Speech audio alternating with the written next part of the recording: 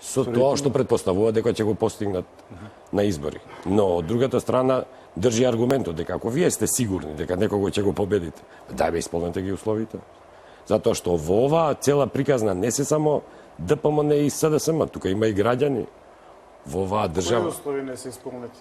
Прво, медиумскиот дел не е исполнет. А што треба да ги укинеме телевизиите што не го бранат Заев? Не. Тоа со Заев... Тоа се приватни телевизии. Не зборам ја за приватните. Јас зборувам за јавниот сервис. Што мислите дека државниот сервис МТВ има толкаво влијание врз формирањето на јавното мислење? Државниот сервис и да има 1% влијание, тој тоа треба да го регулира затоа што е од наши пари.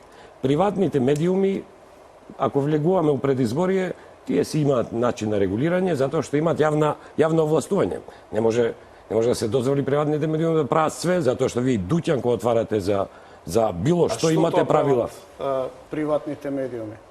Што е тоа што не може да се дозволи? Види, во приватните медиуми, ако мене лично ме прашуваш, не од политички аспект, има програми кои јавно навредуваат цели групации во Македонија. Цели етнички заедници навредуваат и на тоа не реагираат. Ни тие што ги контролираат тие приватни медиуми, ни самите медиуми реагираат на тоа. И тоа треба да се регулира. Но тоа не е дел од оваа прашање на реформите во медиумите. Ради тоа не може да одиме на избори. Во моментот треба да се регулира. Не велам ја дали треба се иде на избори или не треба да се иде на избори. Ја велам дека треба да се исполнат условите. Јас знам сигурно дека ако излезам на надпревар со некој за кој сум сигурен дека ќе го победам, ќе му дам 10 метри фора, пак ќе го претрчам. Значи, тоа требаше да се направи за ние другите кои не сме во тој диалог владеачка и опозициона, да сме убедени дека тука работите се во ред. Ова со избирачкиот список и со ДИК, не ја направивме ние као граѓани таа нејаснотија со бројки, со... Филип, јас сум го гледал ДИК како функционирал пред да таму влезат уште тројца... Го водели 10 години СДСМ ДИК. Ама што е за мене аргумент ако го води СДСМ? Аргумент е ако нешто не било... Јас знам дека во парламентот донесоа закон за... ДИК не е адхок група која што се состанува пред избори. Тоа е комисија која што работи цело време. Која што има обврска да ги следи сите промени во избирачкиот список цело време. ДИК по прв пат ги добија овие овластувања во избирачкиот список. Овие ги немал порано. Затоа се смени ДИК. Него сам ти кажам, ние сме го гледале ДИК и како функционирал порано. Он мене личеше на парламент. Имаш 4 партии и тие таму распакуваат кои да се членови на партии. Тоа е ДИК. Таму номинираат политички партии, ама таму треба да се однесуваат како членови на ДИК, а не како членови на партии. Не се однесуваат така. Не се однесуваат. И затоа се направи на врска со Дума и давал инструкции да не подпише ништо и да не се произнесат, од внатре имаме информација. Ако тоа го сторил, не чини тоа. Проверете ги телефонските линии, он е експерт за телефоните. Ама не чини тоа. Ја не велам дека чини тоа. Еве ви кажувам. Ама ние исто сме слушале, ние исто сме слушале и разговори во кои кон ДИК така се однесуваат. У крајна линија, независно каков е твојот однос кон СЈО, таму има кривична пријава кон членови на ДИК. Така да овој дел можеше да се регулира. Да го регулираат ДИК од септември, да почне да се работа како што треба. Ако може за 25 дена тоа да го решат. Па зошто не го решија пред 4 месеци? Зошто толку Што не е решено во ДИК? Види, кажете конкретно. Теренските контроли не се завршени, нити извештаите за теренските контроли. Па зошто не се завршени извештаите? Затоа што МВР развлекува цело време. Во Куманово инсталациите на Оливер во Куманово забранувале да се користат компјутери. Ги терале луѓето од ДИК што проверува преку полициските извештаи да пишуваат рачно. Нека некој сноси одговорност. Па треба да сноси. Тој што го предизвика хаосот, па тоа е Оливер. Ама тоа не поправа списокот. Што има некоректно во списокот? 500.000 фантоми се прогласува. Јани Махрадули фантом ли е?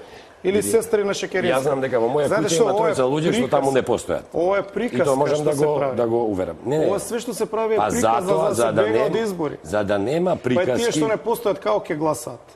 На претходните избори не маркирале ама не маркирале нас со... Ја те уверувам, можам да ти ја дам и адресата. Вие можете да гласате 2 пати. Ја можам да ви ја дам адресата после емисија да ја проверат дали во избирачки список на таа адреса има тројца. Вие треба да таму во ДИК, таму да проверат. Точно, и треба да го проверат. И ДИК не треба сега да проверува, треба цело време да проверува. Тоа е нивна работа. Ова овластување го има само 4 месеци, не го има од порано. Ама другите институции го имаат цело време. Зошто не го избра? Па другите институции кој ги менаџира? Да, кој ги менаџира? Па кој ги менаџира? Која е главната институција што ги дава податоците на ДИК? Ама овој избирачки список Здравство ли? не од Труди септември. социјала ли? Не. Овој избирачки список не од септември. Ама што сакате да кажете, има ли нешто конкретно што го наоѓате во избирачкиот список што е проблематично? Ја го наоѓам проблематично ова, сега да ги кажам два аргумента. Прво, сите резултати од теренската контрола не се собрани. Барем тоа беше изјава до завчера. Па тоа е затоа што членовите блиски на СДСМ ги куча па нека ги казнат, нека направат методологија. Зошто ми е... Они може не сакат ни до 2018 да ги дадат резултатите. Па ако не сакат тоа, ВМРО ќе биде на власт во 2018. Знаете што? ВМРО не е на власт. Имаме технички премиер, ние го испочитувавме Пржинскиот договор у сите елементи. Нашиот премиер требаше да отстапи 100 дена пред избори, што е сосема изместено. Не може да иде во недоглед одложувањето и плачењето од на едната страна. Не може да иде затоа што и нема аргументација. Не го спорам. Нема аргументација. Ја аргументи давам за избирачкиот список, за закон за медиум, Јас тврдам дека во избирачкиот список го нема тоа што го тврди опозицијата, дека има фантоми и дека има 200.000 разлика. Ама затоа има државна изборна комисија, нека не излезат со став. Па зошто дадоа тогаш вчера оставки министрите пред да се произнесе државната изборна комисија? Затоа што се во координација министрите на СДСМ со членовите на СДСМ во ДИК. Отворена линија за да направат криза. Сега више време да престане кризата. Ние затоа имаме таму тројца членови и ја во моето коментирање секогаш сум ги земал за релевантни ставовите на тројцата неутрални. И кои сте? Па тројца членови не се номинирани. Боже неутрални. Така. Сега во оваа држава ти не може да си аполитичен, него треба да си неутрален и професионален и да не апла држи страна на политичка партија. И мене Јас не ги слушнав нивните ставови. Ставот на председателот на ДИК е дека он нема да потпише список кој не е завршен. И окей. Но тој не е неутрален. Тој е нели од опозицијата. Секогаш опозицијата. Чичаковски. Значи председател на ДИК секогаш го предлага опозицијата. Но сега говориме еве кој се неутралните. Чичаковски стручњак. Види, Чичаковски мислам дека има искуство во изборните модели и он затоа што работел со... Мојте Алберт Чичаковски е под директна контрола на ЗАЕВ. Па зашто го прифативте? Па затоа што плаче опозицијата цело време. Ова сакаме, она сакаме, едно сакаме, друго сакаме. Ако некој плаче без аргументи, тоа е нивно право. Секогаш на ДИК имало председател